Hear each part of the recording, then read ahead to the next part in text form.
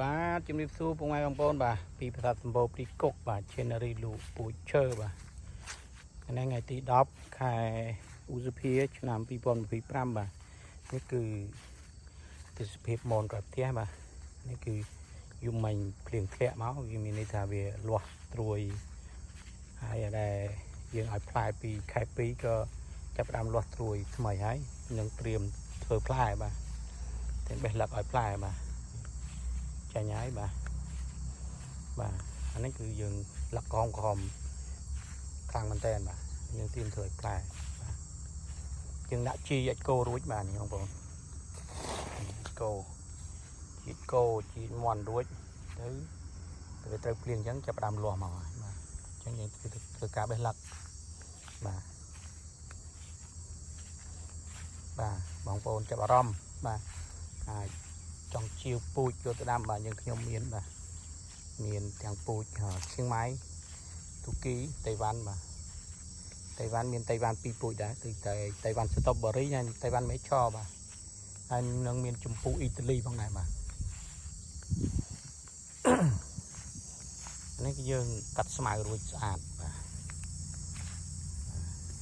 អានេះគឺមកពូជតៃវ៉ាន់បាទតៃវ៉ាន់ស្ទ្រូប៊ឺរីហើយនឹងតៃវ៉ាន់មេឆបាទនេះយើងឲ្យផ្លែពីខែក្រោយចូលឆ្នាំអានេះគឺទុំឲ្យចូលឆ្នាំគឺអស់ហើយបាទនេះគឺមនតៃវ៉ាន់បាទហើយមានដែរពូជតៃវ៉ាន់បាទបងប្អូនចាប់អារម្មណ៍តិចអាចទិញយកទៅដាំបាទដាំតិចច្រើនបងប្អូនអាចជឿបានបាទច្រើនក៏លក់តិចក៏លក់បាទបងប្អូន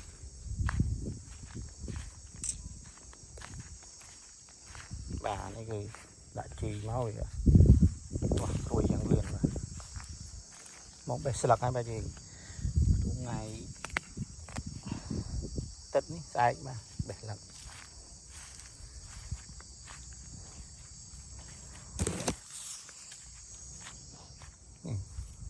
ចេញផ្លែហាហើយបាទនេះ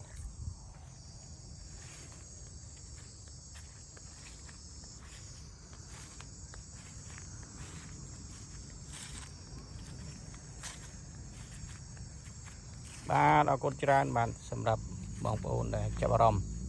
អាចតាក់ទងទិញបានបាទទីតាំងនៅភូមិសំរិទ្ធឃុំសម្បូរស្រុកប្រាសាទសម្បូរខេត្តកំពង់ធំបាទបងប្អូន